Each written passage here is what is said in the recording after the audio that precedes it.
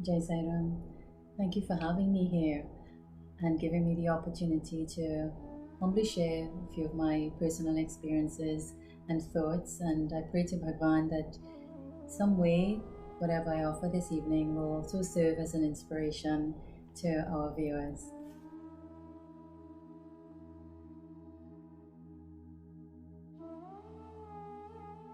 I have to say that I was fortunate enough to be born into a Sai family. This is mommy, this is daddy, this is nanny, this is nana, this is auntie, this is uncle, this is Baba, he's God. I remember while I was in primary school, I would carry with me a little photo of Swami in my pocket. And when those kids may happen to see it, they would ask, well, who's that? And I would reply right away, well, he's my father. And I'll get these very strange looks. I just brushed it off. But there was always this desire, this longing to know more. Who's God? Who's Baba? I began reading Sai literature, secondary school. I'll take those books with me to school. During my lunch hour, I found it was so captivating and so interesting, and my thirst was being quenched so much that I couldn't put my books down or leave it at home. I will read during my lunch hour, my breaks. Over the years, Bhagwan blessed me through personal experiences where I was able to have glimpses of His glory and His splendor, His power, His omniscience, His omnipotence, so that I can say with full faith and confidence that He is God, the Purna Avatar, in the form of Bhagwan Sri Satya Sai Baba.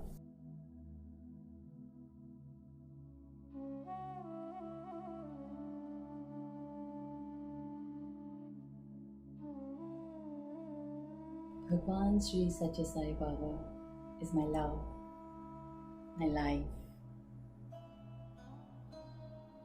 my everything. How has practicing Swami's teachings impacted and transformed my life?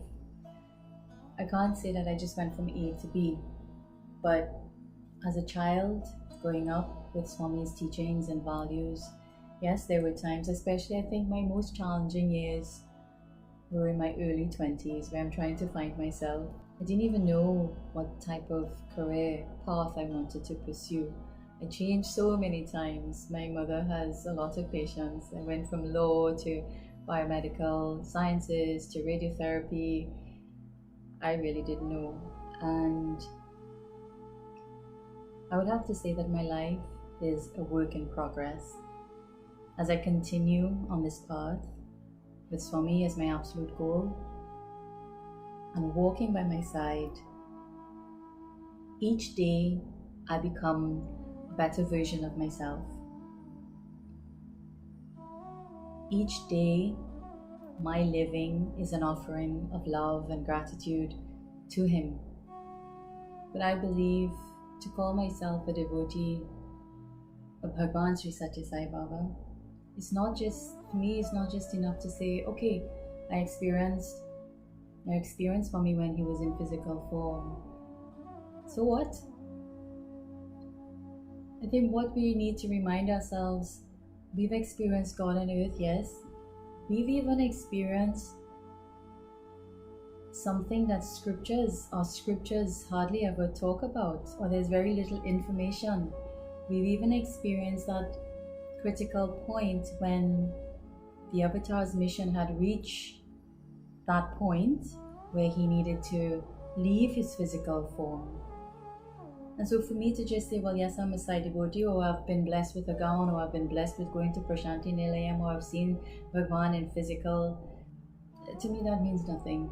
As a Sai devotee, having been blessed that way, we need to play our parts by reminding ourselves of His spiritual truths about who we are. The words of Bhagwan is not just mere for our tribute and praise, but His words are for our awareness, for our understanding, for our practice, and for our transformation. Therefore, I believe that it is for us to make every effort to understand every point clearly, such that we are able to imbibe, to emulate, to follow, and translate Swami's teachings in our lives. It's no big deal, but people should recognize that by the way we live. We should be able to bring something into our daily practice, in our daily living, as evidence of having known him. We should show that we have greater brotherliness. We should speak more sweetly, more self-control, bear defeat and victory with calm resignation, equanimity. Our virtue, our detachment, our faith, our steadfastness, these are the signs by which people read of his glory.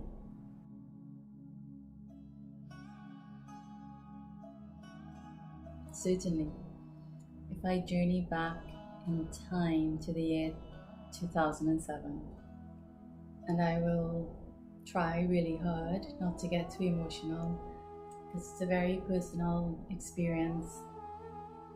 We were preparing a group of youth to attend the 3rd World Youth Conference in Prashanti Nilayam, and a particular morning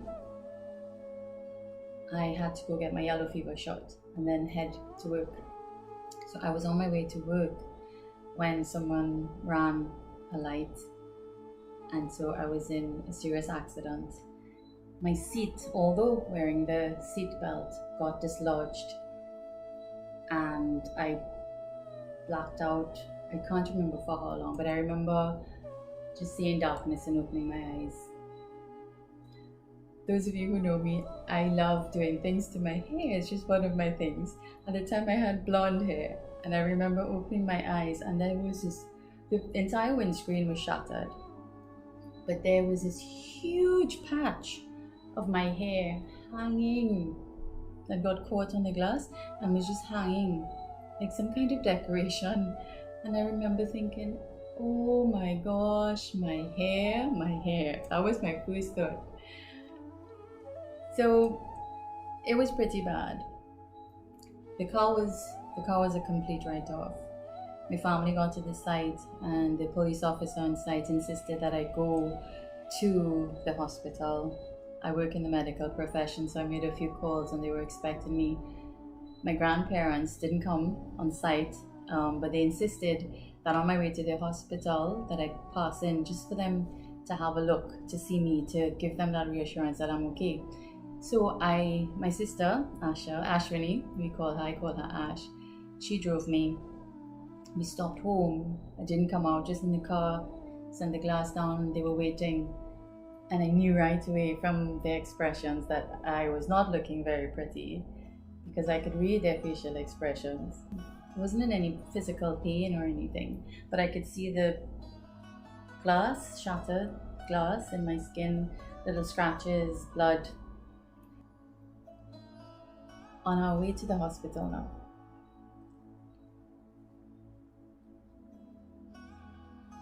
I started crying. So Ash began to panic. Is something wrong? Do you need me to pull over? Are you in any pain? Talk to me. And I simply just said to her, Ash, that dream. And she looked at me and she said, oh my God.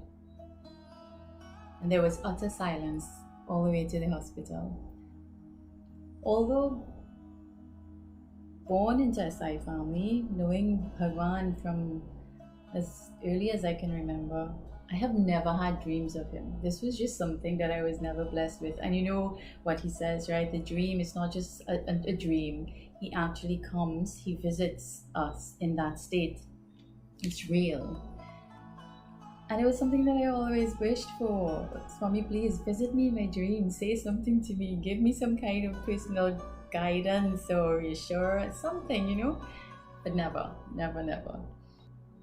After all those years of knowing Swami, I had my first dream. 3 days prior to this accident. Now, at the time, in the moment of something, you can't connect the dots until after the fact, maybe. But in this dream, I was asleep in my room, and Swami comes and touches my feet to wake me up.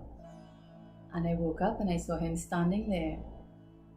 But it's the first time he's coming in my dream.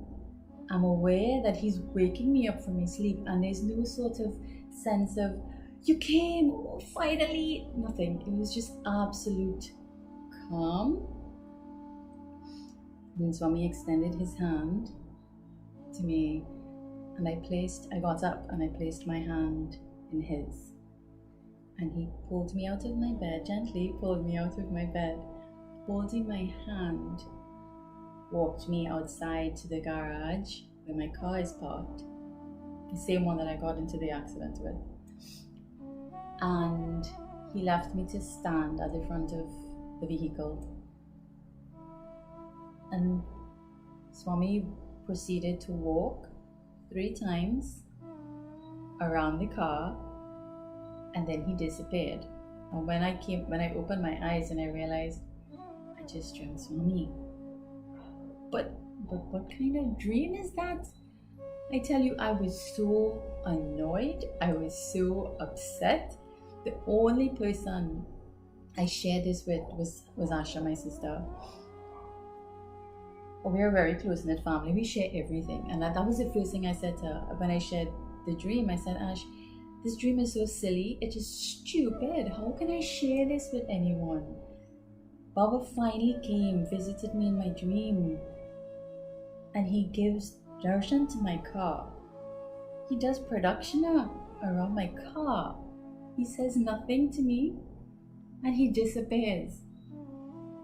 And because this dream to me was so insignificant, silly, stupid, I totally forgot about it.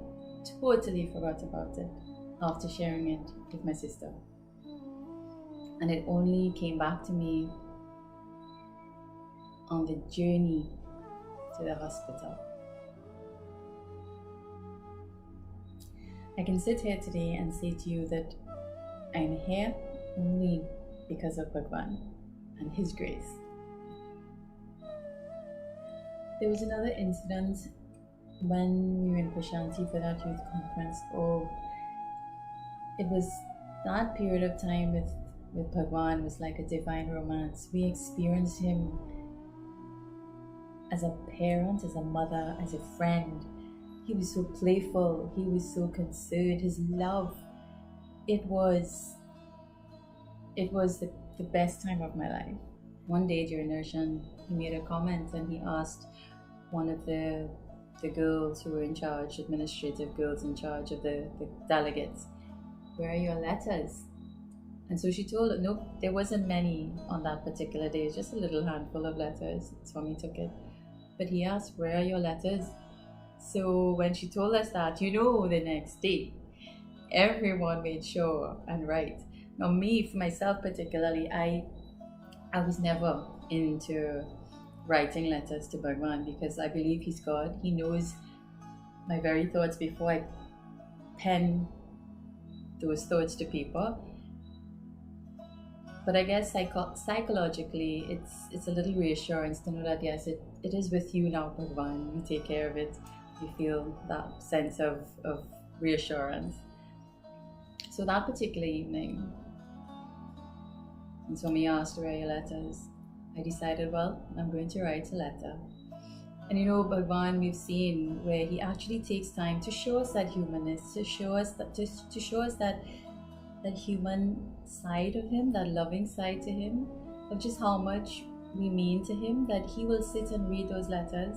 He's also even shown us at times that His divinity, where He can simply just touch a letter and He gives a response and a reply. I decided to write my letter. Now, I began with, thank you, Swami. I love you, Swami. Please forgive me if I have ever done anything to hurt you. That wasn't probably 2 lines, if so much. What else do I write? So our minds. So I started, okay, what can I ask you for? What can I say? So the thoughts came and I started writing, and I was laughing. I was literally laughing while writing this letter, because I'm writing and I'm saying, Swami, please bless me with a rich husband. At the time, I wasn't even thinking of marriage, that part of life. I said, Swami, I was a bit on the chubbier side. Swami, please help me to lose weight. Swami, please look after my family. And it went on, the list went on. But it was so insignificant. But he asked for a letter, I'm going to write a letter. But it ended with, I love you, Swami, thank you, Swami. And that was my mantra, and still is today. The next morning came, and I have to say, we were so blessed. We always got really, really beautiful seats where Swami came so close, first, second row. And he came this particular day. So the stack that day was way high. And so the girl at the front collected all the letters. And Swami comes, he spots it. He spots that stack of letters, and his smile, he's beaming. There's a twinkle in his eye. He's ready to collect these letters. We're excited, we're happy. Sarah, Swami, Sarah. Sarah, Swami, waving, hello. And he comes just in front. The girl who had all the letters was just in front of me. So, and this happened so simultaneously and so quickly. She took the stack of letters this way and handed it to Bhagwan. Swami has his hand on it. The student who is taking Swami around is taking that stack of letters. But in that process, Swami quickly pulls one out and returns the letter to the girl. Well, there were, you know that sound you make when the heart skips a beat? That sound was heard in unison by all the girls, because I guess I was thinking that, oh my gosh, my letter was full of so much silliness. Swami has returned my letter.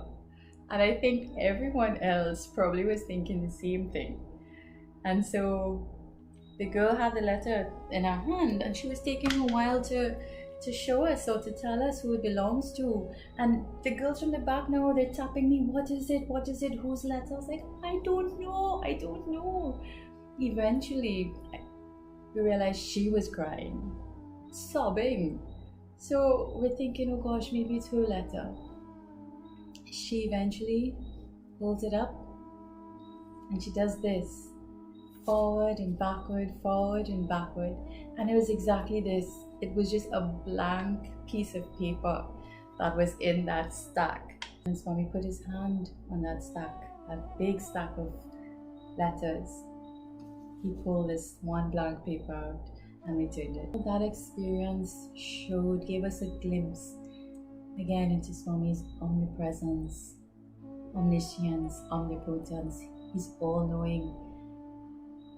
And it fills our hearts. Even the dream that I shared, that experience, it really fills my heart to know just how much we love. And we don't really understand how much we love that God, divinity, took form on earth in the form of Bhagwan Sri Satya Sai Baba, only for one reason and one reason only, because of his love for us, to show us the way back to blessedness, to remind us of who we truly are. I'll also share with you another experience, something that happened on that 2007 trip.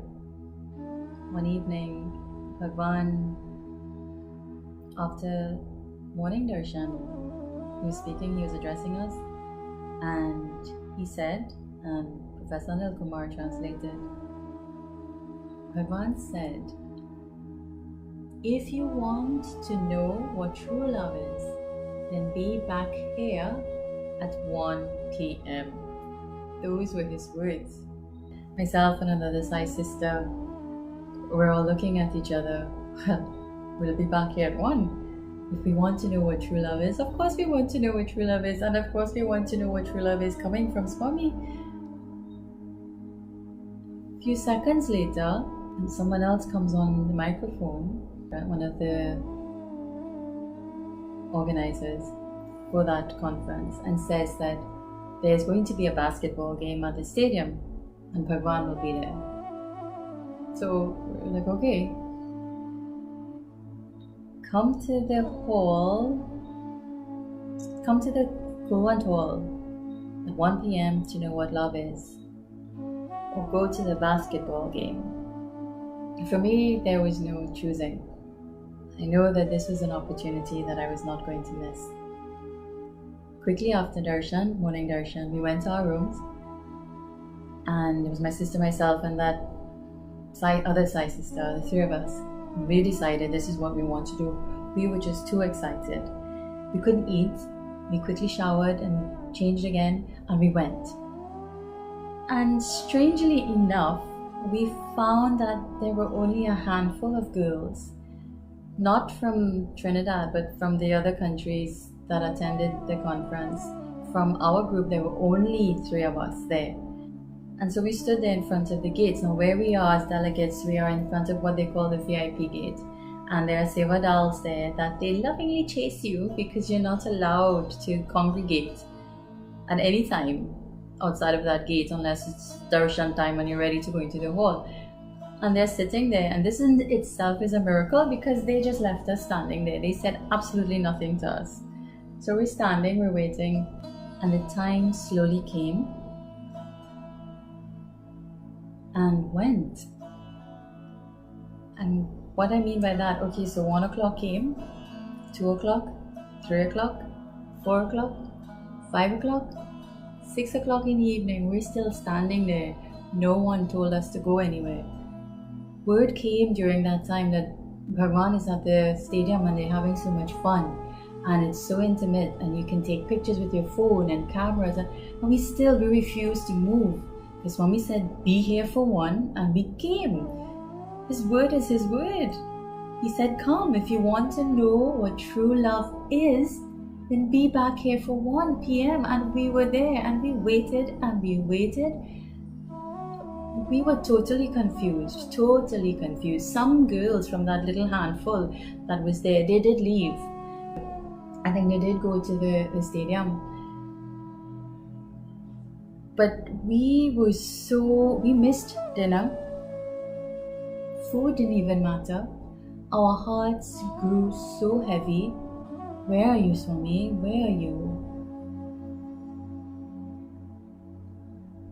How could you do this to us? Your word, you promised, you said. This wasn't a message you gave to someone. You yourself said this to us. Be back here for 1 p.m. if you want to know what true love is, and we're here. So where are you? We were sad, we were angry, we were confused, we were disappointed, but we did not move because we know Bhagwan is God and His word is His word, and that kept us there. Every little move, every minute we kept looking, where is He, where is He, where are you, Swami, where are you? But He never came. You know, and at the time, things, as I said earlier, doesn't make sense. In our quest to find out what true love is, we missed the lesson at the time. Our beloved Lord does not have to come physically for us to feel His love or to be in His love. But that yearning to know what love is was love. The period where food, sleep, nothing mattered but God. That is all.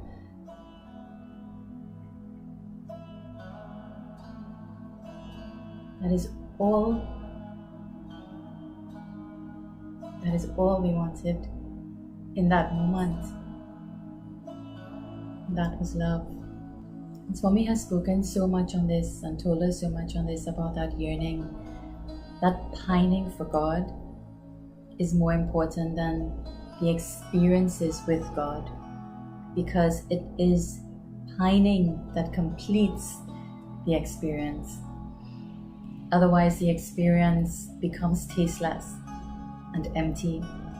And this experience reminds me of Sri Radha, who was a contemporary of Lord Krishna, while Meera lived in an era thousands of years after Krishna's physical passing. In fact, everything about their lives was totally different. And yet, what is common is that both achieved their ultimate goal of union with their beloved. And that should be an inspiration for us, because it shows no matter how different we are in the way we love God, we are all equally capable of achieving Him. What matters is how we yearn for Him alone.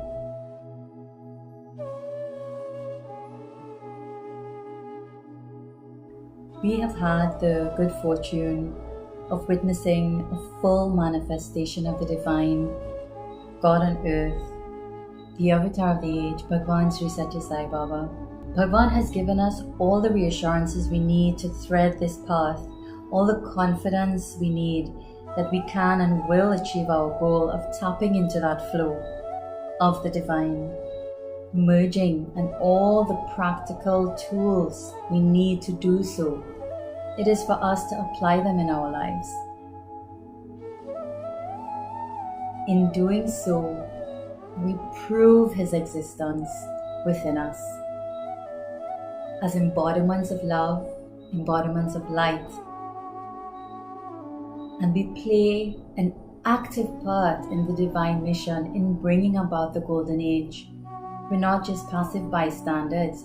What is the golden age? It's not something that the government is going to bring. It's not something that aliens are going to bring. It's not something that anybody is going to bring to us or to this earth. The world itself doesn't give peace. The world itself doesn't give love. The world itself doesn't give happiness or joy. We do.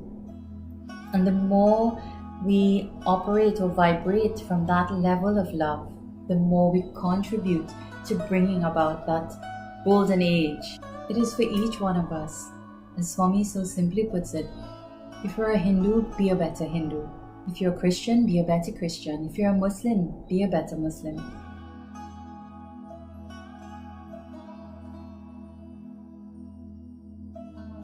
Sai Ram, and thank you again to the Unite and Inspire team for giving me this opportunity to be here this evening with you and to share my personal experiences and to relive those precious moments with Swami. I do hope that something that was said this evening would have touched your heart in some positive way. Jai Sai Ram.